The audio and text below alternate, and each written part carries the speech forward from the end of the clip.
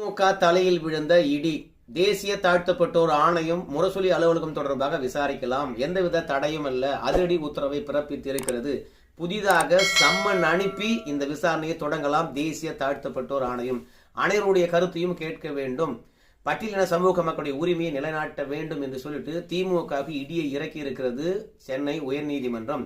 RS Bharathi அவர்களை பொறுத்த வரைக்கும் பஞ்சமி நிலத்துல கிடையாது முரசொலி அலுவலகம். இது சிவில் வழக்கு, இது நீதிமன்றம் தான் விசாரிக்கணும். தேசிய தாழ்த்தப்பட்டோர் ஆணையம் விசாரிக்க கூடாது. இந்த வழக்கை தொடுத்தவர் பட்டியலினத்தை சார்ந்தவர் கிடையாது. 1973 மாதவன் நாயர் கிட்ட இருந்து இந்த நிலத்தை வாங்கணும். வருவாய் ஆவணங்கள் எங்க கிட்ட இருக்கிறது. அதனால ஒட்டுமொத்தமா இந்த வழக்கை தள்ளுபடி பண்ண வேண்டும் என்று சொன்னாங்க. பட்டியலினத்தை சமூகத்தை சார்ந்தவர்கள் மட்டும்தான் பட்டியலின சமூக மக்களுடைய உரிமைக்காக வழக்கு தொடுக்கணும்னு கிடையாது. யாரும் ஒன்னாலும் தொடுக்கலாம்.